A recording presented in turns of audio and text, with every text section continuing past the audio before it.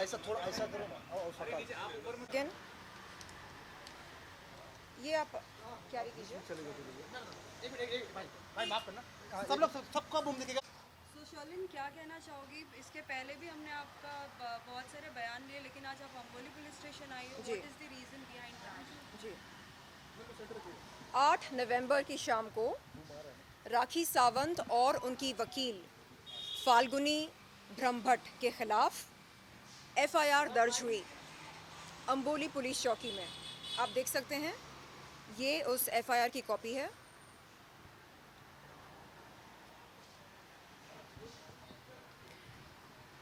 धाराएं देख सकते हैं आप।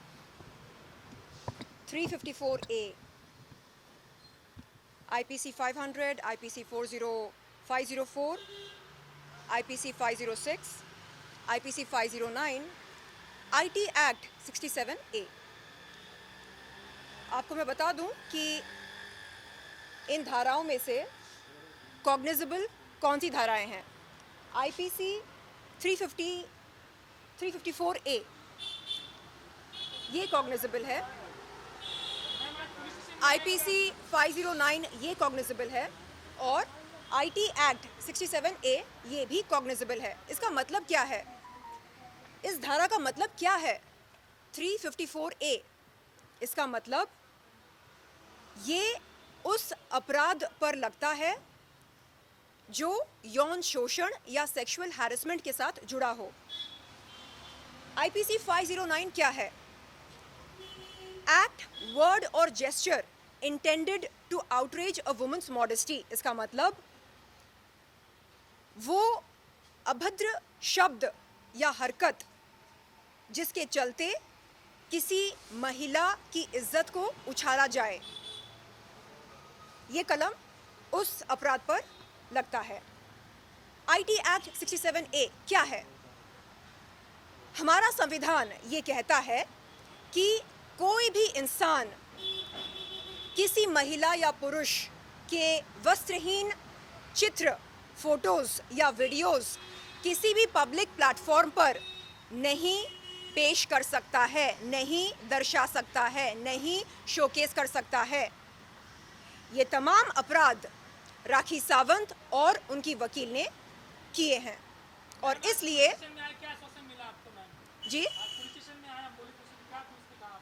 जी पुलिस ने कहा कि बहुत जल्द राखी सावंत और उनकी वकील फाल्गुनी ब्रह्मभट्ट को समन्स नोटिस भेजी जाएगी। आपको मैं बता दूं कि सबसे पहले मैंने राखी सावंत के खिलाफ जुहू पुलिस चौकी में शिकायत दर्ज की थी। आप ये देख सकते हैं और डेट भी देख सकते हैं, 3 नवंबर, जिस दिन उसने अपने जिम के बाहर खड़े होकर मेरे बारे में अश्लील अभद्र टिप्पणियां की थी। जुहू पुलिस चौकी ने क्या कहा? जुहू के SI सीनियर इंस्पेक्टर ने कहा कि क्योंकि अपराध जिस जगह पर घटी थी वो उनके जुरिसडिक्शन में नहीं आता है, इसलिए मुझको SI ने कहा कि मैं उस पुलिस चौकी पर जाऊं जो वारदात की जगह के बहुत ही नज़दीक हो। वारदात की जगह क्या है? फिटनेस फर्स्ट, ये वो जिम है जिसके बाहर राखी सावंत ने मेरे बारे में अश्लील अभद्र टिप्पणियां की और मेरे वस्त्रहीन फोटोज़ और वीडियोज़ तमाम मीडिया वालों को बुला बुलाकर दिखाए। तो मैंने क्या किया? जुहू पुलिस चौकी से निकलकर मैं गई ओशिवरा पुलिस चौकी में। वहाँ पर उस समय SI मौजूद नहीं थे, तो मेरी बातचीत हुई रजनी मैम से, जो PI हैं, पुलिस इंस्पेक्टर। रजनी मैम ने मुझे समय दिया और मेरी शिकायत सुनी, और शिकायत में जो धाराओं का जिक्र हुआ है उन्होंने कहा कि वो धाराएं एकदम सही बैठती हैं, और वो मेरी शिकायत लेने ही वाली थी कि अचानक उन्हें एहसास हुआ कि fitness first gym Oshiwara jurisdiction में नहीं आता है। तो उन्होंने मुझसे कहा कि मैं अंबोली पुलिस चौकी पर आऊं। मैं यहाँ पर आई और मैं धन्यवाद देती हूँ अंबोली पुलिस चौकी को, जो उन्होंने मेरी शिकायत स्वीकार की, मेरा बयान लिया और सबूतों को अच्छी तरह से वेरीफाई किया, जांच पड़ताल की सबूतों की। उसके बाद एफआईआर दर्ज किया राखी सावंत और उनकी वकील फाल्गुनी ब्रह्मभट्ट के खिलाफ। सबसे पहले जो आपने एग्जैक्टली आपने बहुत ही सही सवाल पूछा और अच्छा सवाल पूछा। कल रातों रात राखी सावंत और उनकी वकील फाल्गुनी ब्रह्मभट्ट ने मेरे खिलाफ एक काउंटर एफआईआर दर्ज कराया। कहाँ? ओशिवरा पुलिस चौकी में। मैं यहाँ से तत्काल ओशिवरा पुलिस चौकी जाने वाली हूँ। जब मैं वहाँ पर गई थी, आप देख सकते हैं, उन्होंने मेरी शिकायत की कॉपी स्वीकार की और कहा कि क्योंकि फिटनेस फर्स्ट जिम जहां पर अपराध घटी थी, वो जिम उनके जुरिस्डिक्शन में नहीं आता है, नहीं बैठता है, इसलिए उन्होंने मुझसे कहा कि मैं अंबोली पुलिस चौकी पर आऊं। तो ये देखिए, ओशिवरा पुलिस चौकी ने मुझको ये पत्र भेजा मेरे घर पर। इसमें लिखा है कि क्योंकि fitness first gym Oshiwara jurisdiction में नहीं बैठता है, नहीं आता है, इसलिए वो मेरी शिकायत की कॉग्निजेंस नहीं ले सकते हैं। ये वो पत्र है जिसमें ये लिखा है। अब तत्काल मैं जाने वाली हूँ ओशिवरा पुलिस चौकी। मैं जाकर वहाँ पर ये पूछने वाली हूँ कि रातों रात ऐसी क्या मजबूरी आ पड़ी उस पुलिस अधिकारी पर जिन्होंने मेरे खिलाफ एफआईआर दर्ज किया। मैं जानना चाहती हूं कि क्या आईपीसी 500, आईपीसी 504, आईपीसी 506 क्या ये कॉग्निजेबल हैं, ये धाराएं? इसका जवाब है नहीं, ये नॉन कॉग्निजेबल हैं। अब बचा क्या उनके एफआईआर में? कौन सी धारा बचती है? आईपीसी 509। ये धारा उन्होंने मुझ पर लगाई। क्या ये धारा एक पीड़ित महिला पर जो इंसाफ की लड़ाई लड़ रही है उस पर लागू होती है? ऐसा क्या अभद्र मैंने कहा राखी सावंत के खिलाफ, जिसके चलते ओशिवरा के पुलिस अधिकारी ने बगैर सोचे समझे रातों रात मुझ पर यह धारा लगाई? मैं जानना चाहती हूं और मैं ये विनती करती हूं कि एक कमेटी का आयोजन किया जाए ताकि ये पता लगाए, ये पता चले कि उस पुलिस अधिकारी पर ऐसी क्या मजबूरी थी जिसके वजह से रातों रात उन्होंने मुझ पर आईपीसी 509 की धारा लगाई। दूसरी बात यह है, जब मैं पुलिस चौकी पर जाती हूं, मुझसे पूछा जाता है, मैडम अपराध कहां घटी, किस जगह पर घटी? जुरिस्डिक्शन का नियम मुझ पर लागू होता है। जब राखी सावंत और उनकी वकील फाल्गुनी ब्रह्मभट्ट ओशिवरा पुलिस चौकी जाते हैं और कहते हैं कि शर्लिन चोपड़ा ने राखी सावंत के खिलाफ कुछ अभद्र शब्द कहे या अश्लील शब्द कहे, तो क्या उनसे पुलिस अधिकारी ये नहीं पूछती है कि शर्लिन चोपड़ा ने ये शब्द किस जगह पर कहे? क्यों ये सवाल उनसे नहीं पूछा जाता है? क्या जुरिस्डिक्शन का नियम केवल शर्लिन चोपड़ा पर ही लागू होता है? ये नाइंसाफी क्यों? मैं निवेदन करती हूं हमारे उप मुख्यमंत्री देवेंद्र फडणवीस जी से, जिनके जो पुलिस प्रशासन को संभालते हैं। सर, मैं आपसे निवेदन करती हूं कि आप तत्काल एक कमेटी का आयोजन करें जो ये पता लगाएं कि रातों रात ऐसी क्या मजबूरी थी ओशिवरा पुलिस चौकी के पुलिस अधिकारी पर, जिन्होंने बगैर सबूतों के जांच पड़ताल के शर्लिन चोपड़ा पर आईपीसी 509 की धारा लगाई। मैं आपसे पूछती हूं, एक महिला अगर मुझे वैश्या कहती है तो क्या मैं उसका जवाब ना दूं? मैंने केवल इतना कहा कि एक पब्लिक इवेंट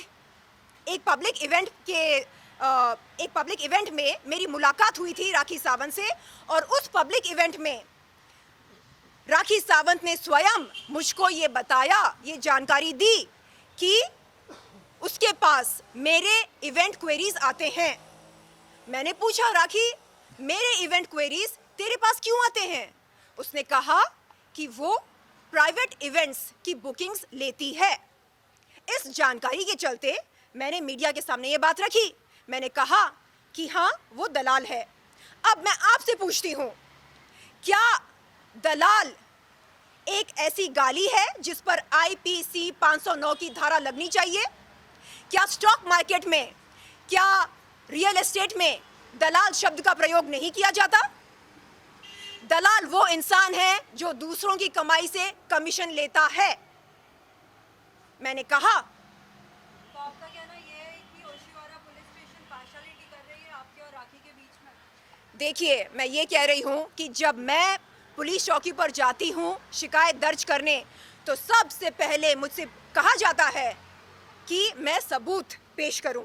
उसके बाद मुझसे पूछा जाता है कि क्या जो वारदात घटी है वो जगह उनके जुरिस्डिक्शन में आता है या नहीं आता है। तो इस तरह के सवाल क्या राखी सावंत और उनके वकील फाल्गुनी ब्रह्मभट्ट के सामने पुलिस अधिकारियों ने रखे या नहीं? मुझे ये जानना है कि क्या भारत देश में आने वाले समय में अगर लोग चर्बी की दुकान, अश्लील, वाहियात, बदजात, घिनौनी, दलाल, इन शब्दों का प्रयोग करें तो क्या उन तमाम लोगों पर IPC 509 की धारा लगेगी? मैं जानना चाहती हूं कि क्या कानून हम सब के लिए अलग है या हम सब के लिए एक समान है? साथ ही पहले तो आपने साजिद की बात आपने यही की। राखी सावंत जुहू पुलिस स्टेशन क्यों नहीं गई, क्योंकि ये मामला जुहू पुलिस स्टेशन में आता है। बिल्कुल। देखिए, यहाँ पर एक सज्जन खड़े हैं जो कह रहे हैं कि राखी सावंत को अगर शिकायत करनी होती मेरे खिलाफ तो वो जुहू पुलिस चौकी जाती, लेकिन उसने ऐसा नहीं किया। मैंने जो कुछ राखी के बारे में कहा, अपने घर पर कहा और अपने जिम के बाहर कहा। मेरा घर जुहू में है, मेरा जिम भी जुहू में है। तो ये दोहरे मापदंड क्यों? उसके लिए अलग नियम, मेरे लिए अलग नियम, ऐसा क्यों? राखी सावंत और उनकी वकील जुहू पुलिस चौकी पर क्यों नहीं गए मेरे खिलाफ शिकायत दर्ज करने? ओशिवारा पुलिस चौकी पर क्यों गए? और दूसरी बात, रातों रात मुझ पर IPC 509 की धारा लगाने की क्या जरूरत थी? ऐसी क्या मजबूरी थी? क्या सबूतों की जांच पड़ताल हुई थी? हाँ या ना? ऐसी क्या मजबूरी थी? मुझे जानना है।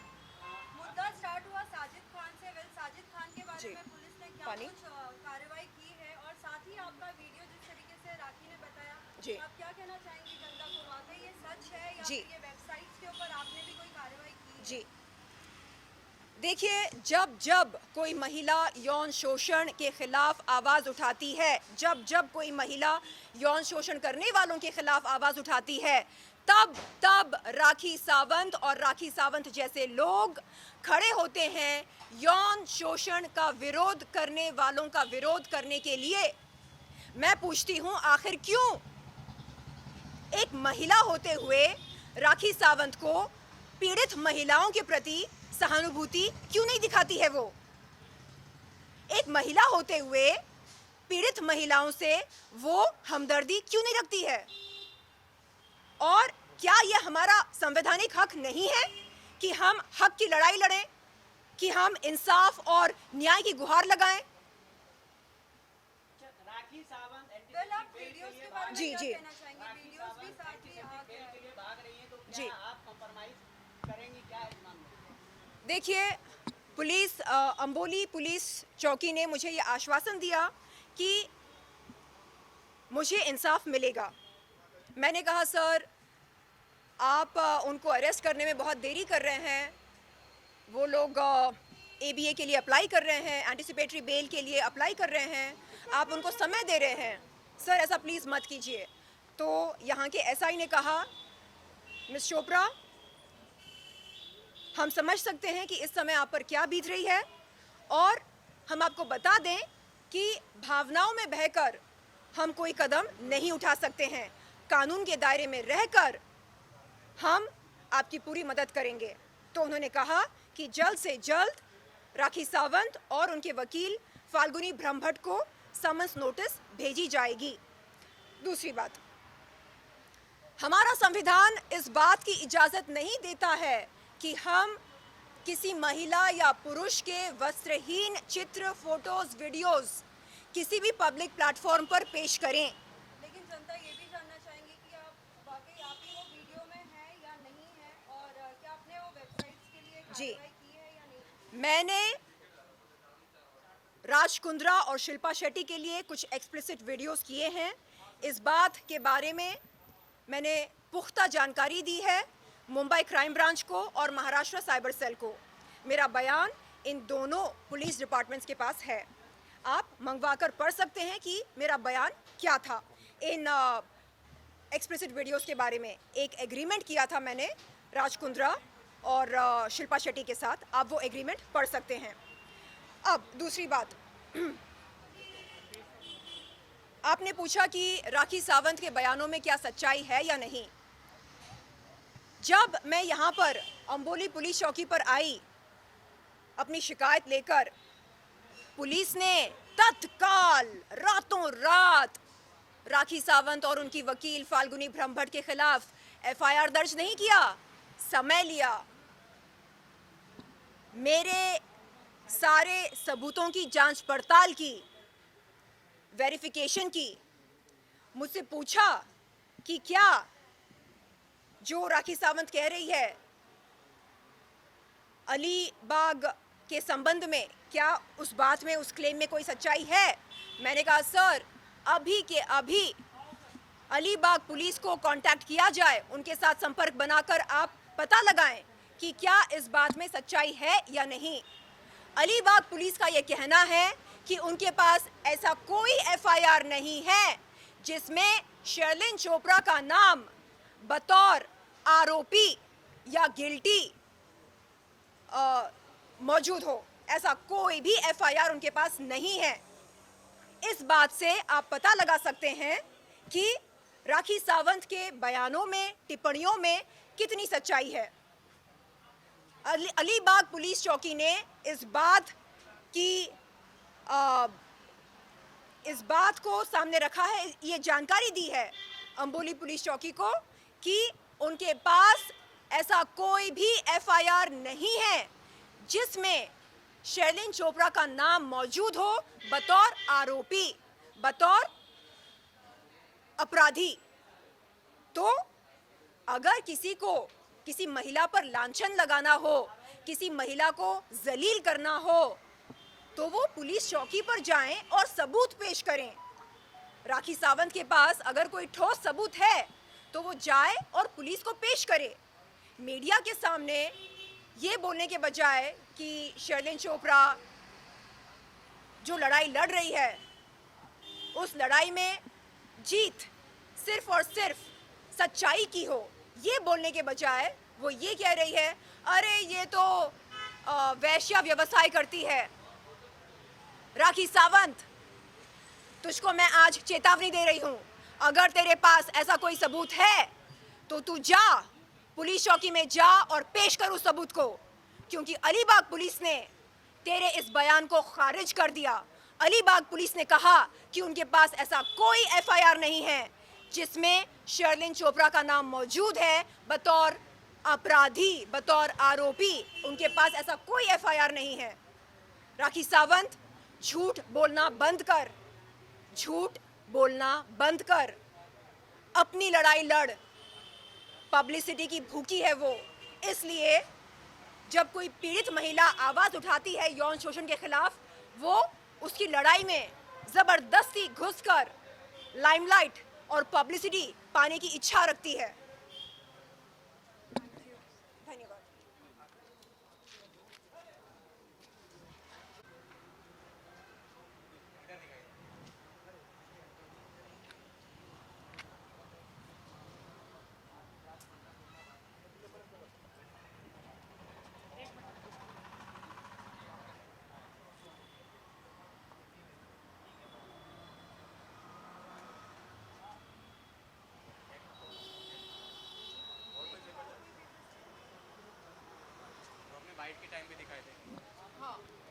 जुहू वाला आपने देखा? राकेश सावंत के खिलाफ शिकायत दर्ज की थी। जुहू पुलिस ने कहा कि क्योंकि फिटनेस फर्स्ट जिम ओशिवरा में है, जुहू में नहीं है, इसलिए वो इस शिकायत को स्वीकार नहीं कर सकते हैं। ज्यूरिसडिक्शन अलग है, इसलिए उनके कहने पर मैं गई ओशिवरा पुलिस चौकी पर और ओशिवरा पुलिस ने मेरी शिकायत सुनने के बाद कहा कि क्योंकि फिटनेस फर्स्ट जिम उनके जुरिसडिक्शन में नहीं आता है, इसलिए वो मेरी शिकायत स्वीकार नहीं कर सकते हैं।